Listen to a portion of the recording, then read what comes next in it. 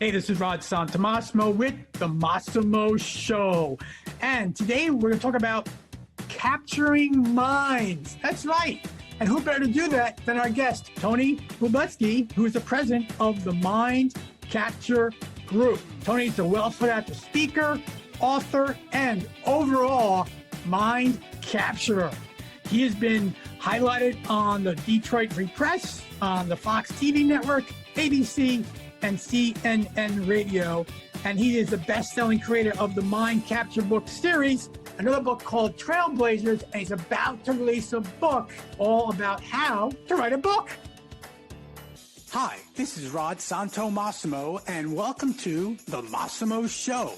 The objective of The Massimo Show is to share how you can maximize your personal, professional margin. That's right. Let's make more money in less time.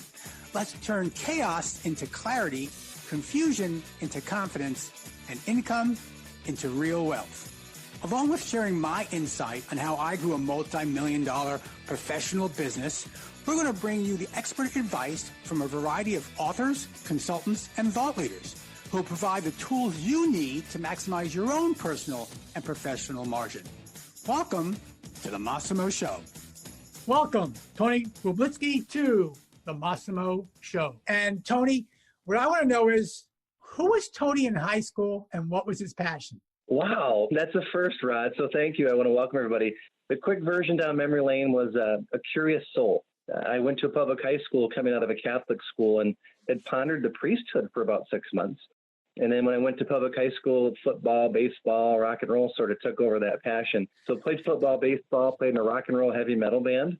And our 15 minutes of fame, Rod, was we opened up for Green Day my senior year of high school. Who would have known, 30 years later, they'd be in the Rock and Roll Hall of Fame, but I still have the T-shirt and, the stuff we bought from the band. It was a lot of fun. And music was a great extension of creativity and joy.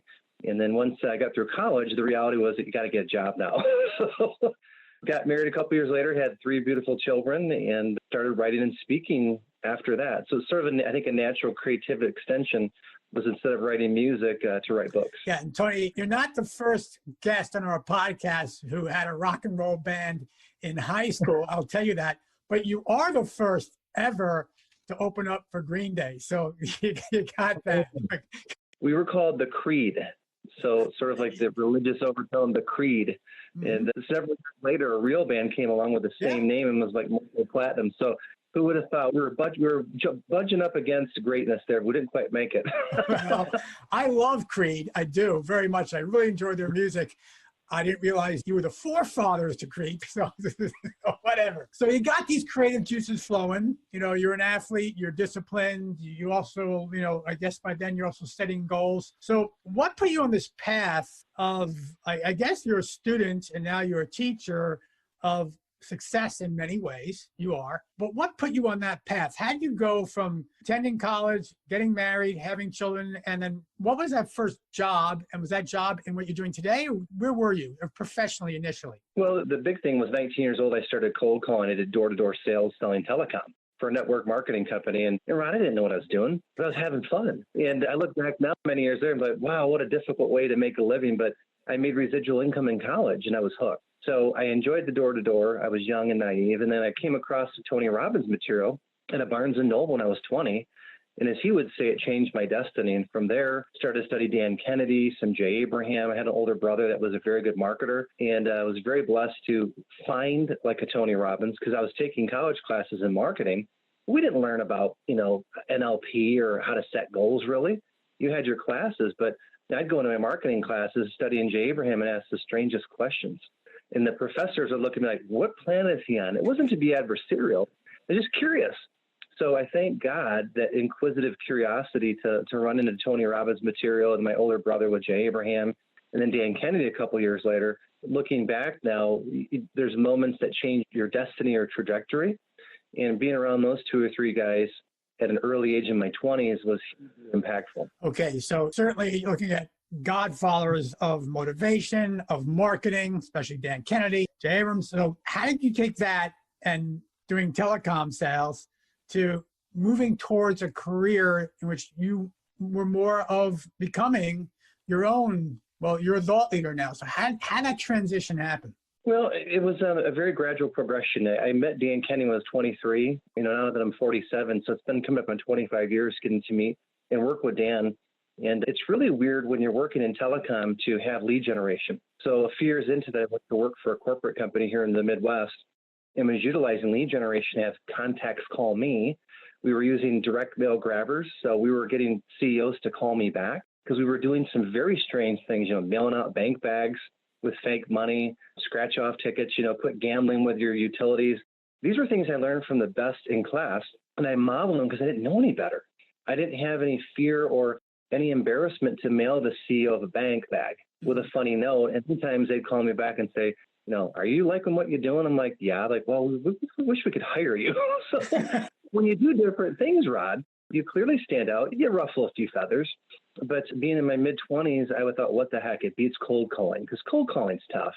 Dan Kennedy, I want to share with the audience, which was one of my favorites. He said, when you're cold calling, you're an uninvited pest. And when someone reaches out to you, you're a welcome guest. So if you're listening wherever you might be, take that note to heart from the great Dan Kennedy. And the whole point is positioning. I teach referral marketing around the world to big, big companies. And through that evolution of working with Dan Kennedy and the Bob Bergs and Jay Abrahams and Ivan Meisners, yes, I name drop a lot because I give credit to those that taught me. And I don't claim to have all knowledge. Universal knowledge runs through many teachers and masters. And then now I teach it. That's sort of my style, or the mind capture way. So telecom, we use successful direct marketing principles, joint ventures. I learned that from Jay Abraham, the host-parasite relationship. So a lot of Jay Abraham teaching came in. And obviously, I'm selling phone service, Rod, the most hated and boring service on the planet Earth. And you had to be motivated. That's where the Tony Robbins and the Zig Ziglars came in my 20s to kind of kick me in the pants to keep doing this.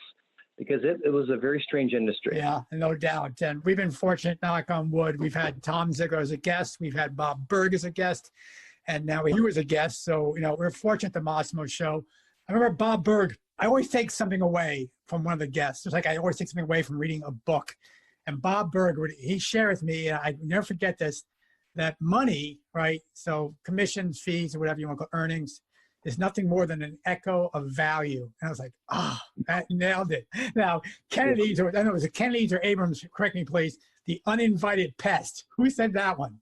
Dan Kennedy. Yeah, he does a great story about Arizona. And, it's tough because a lot of us cold call. I still do some prospecting, Rod. Sure. But I have reference letters, I have videos. So when they get something from me, there's air cover, let them know it's coming. Then there's a specific message that matches their peer group. So I don't do pure cold calling where I still prospect, but I call it strategic prospecting. Nope, I'm with you 100%. We preach the same at the Massimo Group. When was this first aha moment? What was the creation, the phoenix, the genesis of mind capture? What was that? Well, going back now 17 or 18 years ago, I was still in telecom sales. And I used to have people come up to me that were agents that I recruited and said, look, you need to write a book. You're a great teacher. You do these crazy marketing things that we don't know where you get them from, Dan Kennedy. And they're like, you got to write this book. So at the time I had 2 young daughters and I finally got sick of them telling me to write a book. I said, look, I'm going to write a book. I'm tired of y'all bugging me. And what happened, Rod, is several people kept asking for many months, when's your book coming out? How's your book coming? And I was telling white lies. Oh, I'm working on it. I wasn't. Eventually, sort of that prodding, that pushing got me to write a manuscript. And as the manuscript was completed, I was, at the time, I'd moved into VP of sales at an ad agency for about a year after I left telecom successfully. And I was looking at my bookshelf one night and I saw a seminar for Jay Abraham that said mind capture over Los Angeles. And I said, that's exactly what I'm trying to convey. So fast forward a year later, I meet Jay Abraham in Detroit at a live event and I give him a book and I sign it to him. I said, hey, Jay, thanks. You're the inspiration for the title in my company. And he looked at me and he kind of grinned like, damn it, It was one of those things that give credit where credit is due. And it was the title of a Jay Abraham seminar. I thought, what is the battle we're all facing? It's attention, getting time in a 9-second world. So mind capture is the battle that everyone faces in business, and even the nonprofit space that I teach in. So I will again give Jay Abraham credit for the idea, which became a brand and several books later, the source of what I teach around the world. Well, you say several books later. Let's not gleam over that because it's a significant achievement that you had in your mind capture series, being #1 on Amazon.com and many business categories. So can you shed some light on the mind capture theory concept first, and then we'll dig in deeper? I get asked a lot, and it's always a joy to give an updated version of what I mean by that. Mind capture is simply the ability to stand out, get attention in a world with too many choices and demands placed on our time. So let that sink in. And what's happened since we wrote the first book many years ago is the attention spans have gotten shorter. Sally Hogshead, who I interviewed for the last Trailblazer book, has done the data. It's 9 seconds on average is what we've got. When Dan Kenny has interviewed me, which was always a huge honor, always goes back to something. He says, look, I think you're onto something with the attention problem. Rod, I didn't know it was going to get this bad. You know, we have cell phones. I'm holding my phone up right now. Everyone's got a mobile phone. They have a laptop on them. We are trained and almost addicted like addicts to our phones. I'm just as guilty. And what's happened is the message counts went from 500 or 600 per day in North America many years ago to about 5,000 plus messages per day trying to get attention, or what I call mind capture. So that's the core of what I teach. I say, hey, the best way to get it is via referrals, introductions. Word of mouth is still the most powerful way to jump to the top of the attention line. You still have to hustle. So I enjoy teaching that. And then really the last couple of books, which I'm sure we'll get to, is leadership. I've interviewed over 100 people the last decade, similar to what you do. And I had all these interviews taped. And one of my coaches said, you got all this gold sitting in these paid interviews. And people used to pay me for my interviews, Rod. I had monthly subscribers. I'd mailed CDs out, a newsletter. I learned that from Dan. And what happens, I went back to all those interviews and made it into a book, compilation of trailblazers, or what I call leaders. So for me, the business keeps evolving, but the central core tenet is the attention battle that we all face. Well, you just said something that really piqued my interest. We're a coaching organization at the Massimo Group. We coach entrepreneurs, and you're a strategy coach as well. You're a business coach. But in your explanation to me, you just dropped in just, my coach told me this. So you get coached as well. Is that correct? Definitely. It's been a non-negotiable since I was around 20, through books and then seminars. I used to go to live events. I bought information products of value. I remember my former wife getting mad when I come back and say, yeah, I dropped $250 on these cassette tapes. And so who's Dan Kennedy? So there was always the rush to make sure the investment paid off, which it did multiples many years. We knew that. I think if you're coaching, you need to have coaches. And it could be through podcasts. They could be paid coaches. They could be a mastermind group, books that you're reading. And I think that good coaches have to be pushed from up top, because when they teach and they transmute down, there's that reciprocal going on back and forth. And I've always paid for coaches and had paid coaches, and the investment's huge. And also, when people pay or invest, they implement higher. Rod, you know this. Coaching doesn't go as far. But if someone signs an invoice and a check or a credit card, puts their time in, the rate of implementation is much quicker and much higher. Yeah, I couldn't agree more. In fact, it's funny, when we started out, Tony, we would let other people pay for our clients' coaching. And then we soon realized that was a waste. It just was. If they have skin in the game, and you all need to invest in yourselves. You are your greatest assets. You are. And Tony's living proof that, yeah, that's the greatest term. But you've got to invest in yourself and not look to others to do it. So here's what we're going to do. We're going to take a short break with the Massimo Show. We're going to come right back with Tony. We're going to dive into a whole bunch of stuff. We're going to dive more into mind capture. We're going to talk about how do we get attention today. I know we're only trading attention, it seems. In the words of Gary Vee, that's what he does. He trades attention, right? How to keep sane in an otherwise locked down world today. And then we're also just going to look at some advice that you would give to someone, whether they're starting out or they need some guidance, right? So we'll be right back with Tony Rubleski in just a moment. Stay with us. Hey, this is Rod Santomassimo with The Massimo Show. And oh boy, am I pumped. My new book, Knowing Isn't Doing. Well, when it launched, it hit #1. That's right. Top-selling sales book in the entire country on Amazon.com. We're so excited to share many of our proprietary Massimo methods to allow our readers to start finally building that business and the life they've always desired. To get your own copy or learn more, visit www.knowingisn'tdoing.com. Hey everyone, it's Rod Santomassimo with The Massimo Show. We're back with the president of the Mind Capture Group. Think about that, the Mind Capture Group, Tony Rubleski. Tony, let's capture some minds. So, depending on when they're hearing this, whether it's now during this great shutdown of 2020, or they listen to it years from now because they heard of your name, and right now you're an international best-selling author with your new book coming out, and it's going to go platinum in every country around the world. We know it's going to happen. So they're going to say, I got to read that. Go back to that podcast that Rod had with Tony. How do we grab attention? I referred to it earlier. I had to sit down with Gary Vaynerchuk. And during a conversation that was one of our podcasts, he just continued to say, we're trading attention, we're trading attention, we're trading attention. That was what his pitch was. Do you agree today more than ever before that we are trading attention? Absolutely. If you look at Gary Vee, a very strong thought leader, is pushing the needle forward, more of a generational, I would say Gen X, our generation, he's my age group. But also you look at the work of Seth Godin. I've been blessed to interview Seth a few times. Wow. And Seth has been arguing, permission marketing. That was the title of one of his books. And you look at ways to get mind capture attention. Seth taught me, amongst other teachers, is what's the power of the story? Gary Halbert is another great legendary copywriter who influenced Dan Kennedy. And Gary would say, what is your story? In Silicon Valley, they talk about what is your Genesis story? What's the story behind that started Netflix that you can sell or pitch to investors or go on a Shark Tank? So my challenge out to everyone listening right now is, what is your uniqueness? Because the uniqueness captures attention. And in the 9-second world that we live in, you've got to fight for attention at all costs. Some of the simplest ways to do it is to get a client, do such a good client work that they say, wow, I want to refer you. They send you to more people via introductions. We call those referrals. And you mentioned Bob Berg earlier. Bob has been a huge influence on me in referral teaching. Then you do the same duplicate. You rinse and repeat. You do such a great job of going over the top with service and providing exceptional value. They want to refer you. So word of mouth starts to accelerate, and you keep repeating the process. Cold calling is tough. Initially, when you're new business, you will take any business you can get, Rod. But as you build, you should get more selective with people that pay for value. Jay Abram would say there are people that pay for value and those that don't. Focus on the first group. And right now, as we're in this sort of lockdown, quarantine, stay-at-home world, everyone's doing soul reflection. They're doing business reflection, life reflection.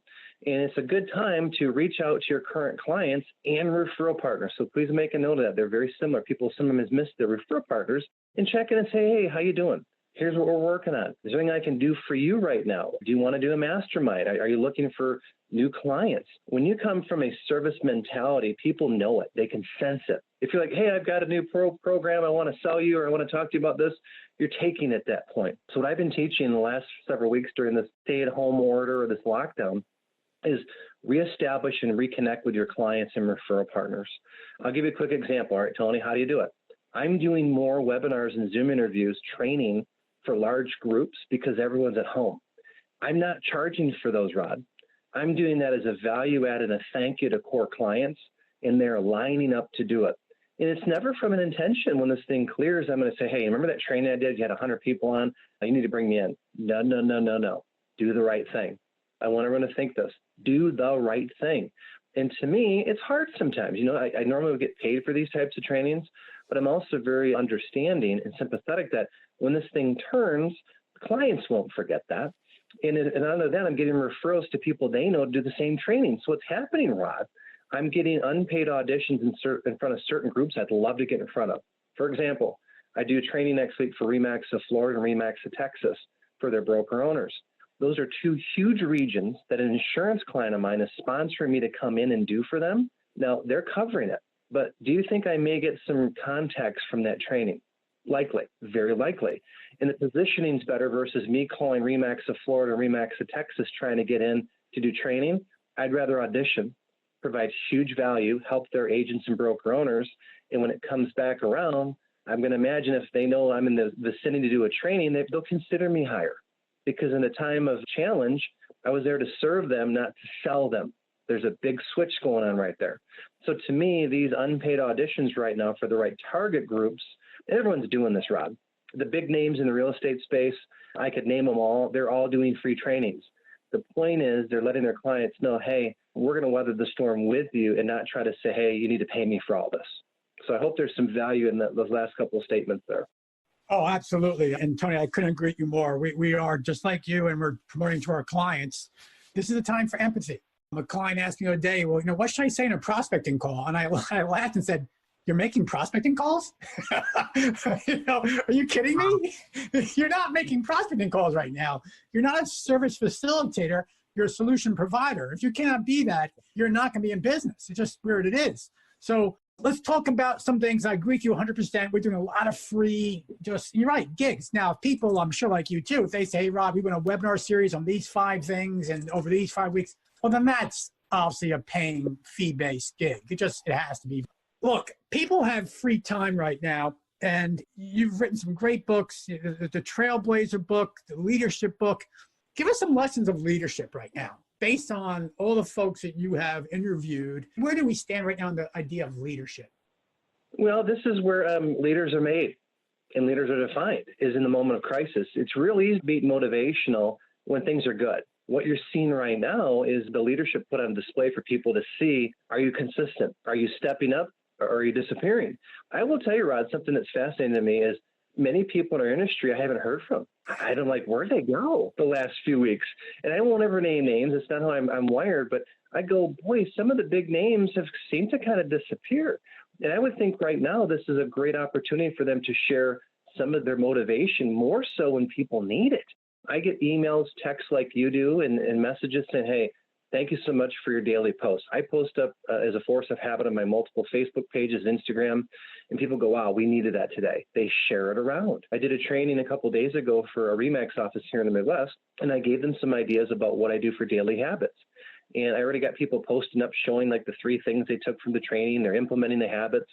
And I look at that and say, you know what? That to me shows vision. So a lot of what leaders are doing right now, to give you some examples from the book, I identified 7 traits of leadership. These are common threads that all these 100+ interviews, these characteristics, and the third one of the 7 is vision. Right now, it's hard to see a little bit. We don't know as we tape this 2 or 3 months out what things will look like. We'll go back to work. We're Americans. We're very go-getter. We've been in tough times. We stick together, but no one can exactly predict. What we can control, though, are our daily habits. So I look at it and say, how persistent are you with your habits? And this, again, is real time what's going on right now as we tape this. All of our habits, for the most part, are thrown up in the air right now, Rod. Can't go to a gym. You typically can't go to an office. We're more of a follow-up, build value, empathy situation versus a straight sales or prospecting, as you said. So what can you still control? Something I mentioned the last several trainings I've done the last 2 weeks for lots of groups is, okay, do physical fitness. The downstairs at my place is like the home gym. We got the treadmill. I've got bowling balls and all sorts of other things and bags that we're using for weight room. We've made the MacGyver weight room. We've improvised to stay in shape. We go out and walk once or twice through the subdivision at night or during the daytime as well. Read, do your goals in the morning, get dressed up, go to work, go to an office space and work for several hours, take logical breaks. The best you can do to trick your mind to get your habits back in place is very, very essential. So that to me is showing that you're having some vision. Another trait that these leaders have is they have thick skin. Let's be honest, a lot of small businesses are going to have a tough time getting out of this. We know that. I'm not a doomsday guy, but I'm very pragmatic the last 20 years. I've been on my own for 16 years. I've seen these rodeos go up and down, but you have to have thick skin to weather the storm, to keep your employees motivated when maybe you're deep down a little scared. And all leaders go through this. These interviews, similar to what you do, Rod, they tell me things off the record that astound me. And everyone thinks they've got their game together, these high-level leaders and thought leaders, but they have issues too. They have spouses, they have children, they have lawyers, they have more bills with zeros behind them than most of us. Mm-hmm. So we're not alone in this. And I think the thick skin, again, this is a time to shine. If you show up and you shine, people will remember, because so many folks have disappeared. I'm astounded. I'm like, this to me is a time to really, again, show who you are as a person, that you build relationships, not transactions. There's a key. Build relationships through thick and thin and not just transactions. Love it. Tony, how many books have you written? We're on number 6, and we'll have number 7 going probably by the end of the year. So we're going to release number 6 here shortly, about 4 days. Well, I've just written 2. My third one comes out in October. So God bless you. That's awesome. But people right now have some time in their hands. They're thinking, what do I want to do? Where do I want to be? How do I want to pivot? Where do I want to grow? Some folks may be thinking, maybe I should write a book. Wouldn't it be great if someone wrote a book on how to write a book? Is that a good idea? Well, thank you for leading it. That's a great way to segue. You mentioned the word pivot. This book, the title is So You Want to Write a Book, How to Get Off Your Ass and Make It Happen. We changed the subtitle about a week ago.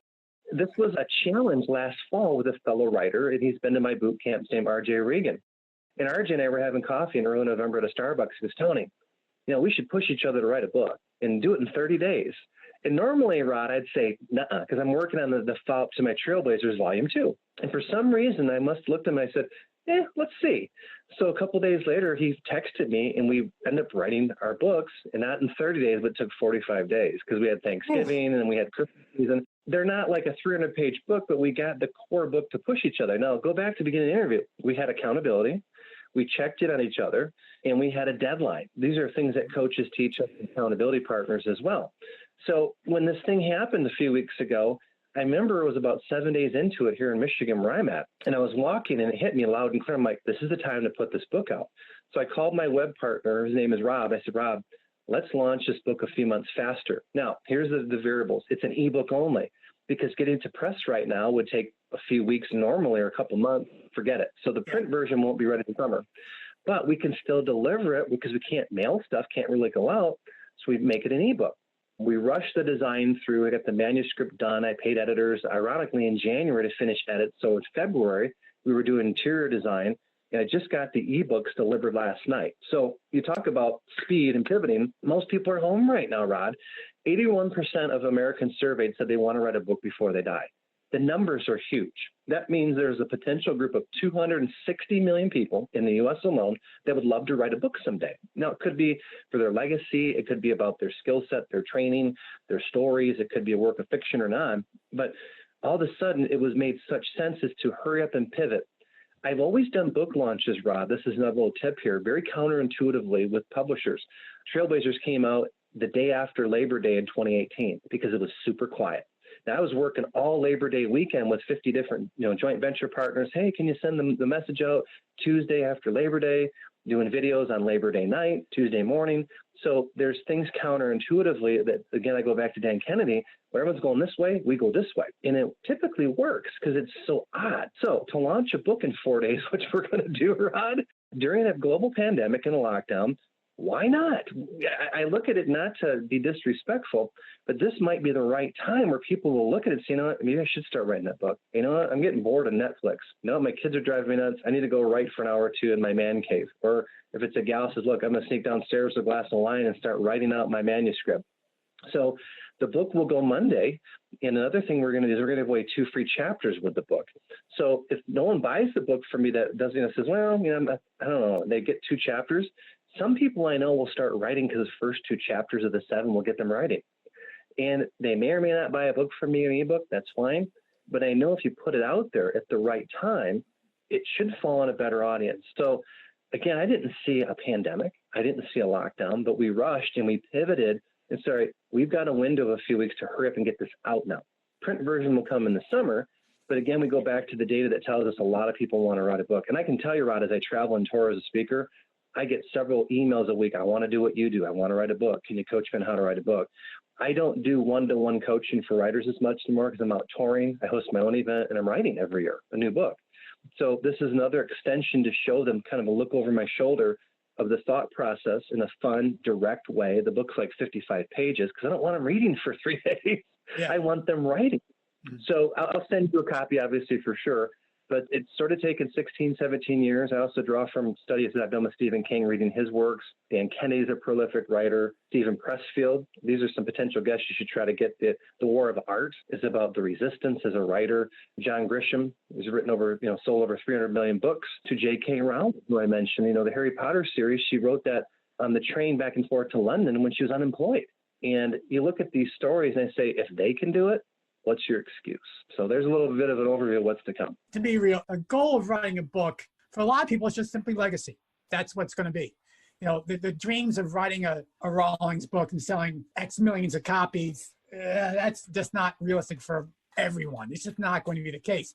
In fact, I read somewhere, and please, you know this better than I, sure. If you sell, 500 books, it's considered a success. Is that correct? Yeah, that's surprising. Most books don't sell more than 50 units. And if you can do over 500, you're considered in their terms a success. And you mentioned something a second ago. The book is to say, hey, you know what, like the J.K. Rowlings, the Stephen Kings, they're the anomalies. They're those freaks of nature that check in human points in history. that can write fiction, which is really hard to do. And they break through and they influence millions with their books. Most of us, the rest of us, mere mortals, we'd be happy with a few thousand books sold. The other thought, too, is if you look at nonfiction, we have a lot of people that are in business listening. A lot of ways that I sell books, I'll go behind the curtain here, is I go back and make irresistible offers. I'll say, look, you're going to pay X amount for a keynote. What if we gave everybody as a thank you at the end a signed copy of the book and we spring them on at the end of my talk? Like, where do we sign up? So I move 100, 200, 300 units at a clip. Again, I'm very fortunate to have great clients that will see the value, but it's a great match. And instead of them always paying me the speaking fee, I said, look, let's give them something of value like a souvenir, a take home, an action resource versus me getting the entire fee. Some speakers frown on that, Rod, but that book moves to places I can't imagine. So every time I put a book out, I have a built-in audience of at least several thousands of units that should be able to be marketed if I make an irresistible offer. I will tell you, pivoting to this new book is different because it's a different sector of mind capture. It's about more how-to of writing. It's a niche audience per se. But it's exciting to go into a different lake or a different ocean to see what's going to happen. The other thing, too, is Seth Godin had taught many years ago, write in the different areas. If you look at the Seth Godins, there's a lot of other writers out there. I don't need to be bound by just the sales and marketing guy. First few books are very sales and marketing oriented as the Mind Capture series. That's the space and progression I was in my 30s. As I've gotten in my 40s, I'm more about wisdom now and more of teaching. The blocking and tackling, I'm not bored with it, Rod, but I get bored. So I'm like, look, I need to round out who I am as a person and research and write in areas that are of interest. So I don't feel like I'm bound to just write in the marketing and sales space. Does that make sense? No, it absolutely does. And I agree because I'm taking the same evolution in my books. They've gone away from their initial focus to a different focus now. But their takeaway for the listeners is that it certainly is an opportunity to write your books. Certainly there's goals and realistic to what you want to achieve. Tony, I know your time is valuable. So let's wrap this up. And there are people out there right now that, they need some leadership, they need some motivation, but you've talked to all these historically great leaders, motivators. What would you give advice? Say someone just starting out and they're that 19-year-old who's selling telecom or whatever, right? Certainly they're getting pulled in a lot of directions. They think all they need to do is get on Twitter and Facebook and, they're going to make their rags to riches very quickly. But that's true for some of them, but not for all of them. So what advice would you give folks that are just there and either looking for a new way to go or just starting out? Two things come to mind, and it's a great question, Rod. Thank you. Is first of all, be coachable. You and I have been blessed to have good coaches. We also coach, and a good coach can shave lots of years and tears. Let me repeat that. They can shave a lot of years and tears off of your learning curve. And I look at that and say, I didn't know it in 19 and 20 that the path of curiosity to go find a coach. I had other coaches in my early 20s that I paid like $250 an hour just out of college with student loan debt. I look back now and I thought I was too young and dumb to know better to think I can't afford $250 when I have a student loan bill. But I did it. And it went far above and beyond what I paid for a college degree as far as the payback. Nothing wrong with a college degree, but it's a part of the learning, but there are many other ways to learn. So paid coaches are a good thing. Second is this. In a YouTube world, everybody wants a 60-second answer to a 10-year problem. Let me repeat. So many people want a 60-second answer or shortcut to a 10-year problem or a 10-year apprenticeship. You can't shortcut wisdom. You have to live it. You have to fail forward, as John Maxwell would say. You got to put some dues in. There are the anomalies that you see in Inc. magazine or Fortune that start an Airbnb or start a Facebook like a Zuckerberg. But for the rest of us, time and wisdom are earned. And you learn a lot from failure. I fail a lot. I get a lot of no's still, Rod. I teach referral marketing. My conversion rate the first 30 days on my referral is about 20%. That means 8 out of 10 people are not ready for me yet, or they're not even a fit. But I still continue to go out there and I get to the plate and I'm swinging constantly. So those two things is, are you coachable? I also think that a paid coach at any various level or a mastermind group will hold you accountable as a smart first strategy. And secondly, is you got to be patient. It's a marathon, not a sprint. In the age as I hold my phone of texting and YouTube videos and 30-second and TikTok, everybody wants it now, Amazon speed. Nope. Amazon was built over 10, 20 years. Do the research on Bezos. That company burned through a cash rate of massive millions before magically the world loved Bezos and Amazon. For many years, Wall Street hated Amazon, but he had to put the time in. So again, it's the marathon, not the sprint. And the third thing I would say to kind of tie up the question is be unlearning. The market keeps changing. Quick example. My newest addition to my team is 27 years old. I have an online program that I'm running with him. I gave him equity, pretty good piece of equity and ownership on that online tool because he's doing things that are the future of where we're going. And he's brilliant. He's built up 1,000 members, another niche very successfully, and it's a very controversial niche. And I thought, boy, if I don't upgrade my skills and get over to YouTube and do more videos to learn technology such as Zoom and Loom, there's another little clue. Loom is another great video resource. I have an ace in my back pocket, but I gave him equity because I know if I'm going to be relevant versus a relic, I've got to upgrade and unlearn what I used to do. So I hope those three things are there. Again, it's hard in 25 years of the industry to put it in 3 points, but those are core things that have saved me and helped me to reinvent and go forward. So be coachable, be patient, and be willing to unlearn. Those are the words of advice. Thank you so much, Tony, for your time and your wisdom, because that's what it is. And we look forward to your new book. And for those who are out there want to write a book, it's coming out shortly. And Tony, how do folks get in touch with you? Pretty easy, Rod. It's just go to Mind Capture Group, mindcapturegroup.com. You'll see information there. Or you can follow me on Facebook, which is under Mind Capture, the business page, or Tony Rubleski. You're doing good work, man. This is a lot of fun. And it was tough to get our schedules to line, but here we are. So I want to thank you for the opportunity to share Mind Capture. Well, thank you for sharing Mind Capture. And to our audience, as you know, as I always sign off, what did Tony do for you today? Well, he gave you tons of knowledge, and that doesn't mean a damn thing until you do something about it. So do not kid yourself. Knowing isn't doing. So go out and apply what Tony shared with you today. Until next time, folks, this is Rod Santomassimo with The Massimo Show. I want to thank you for listening to this version of The Massimo Show. And please, please go out and share this with your friends, your colleagues. Heck, share it with your dog. Just share it. And more importantly, just give me some feedback, good, better, and different. We all grow from understanding what our audience wants to hear. So until next time, this is Rod Santomassimo with The Massimo Show. Hey, this is Rod Santomassimo with The Massimo Group. And did you know over the last 12 plus years, we've worked with thousands of independent contractors, solopreneurs, and small business owners in helping them achieve the business and the life that they've always desired. To learn more how we could possibly help you achieve your goals, please visit www.massimo.coach. That's www.massimo.coach.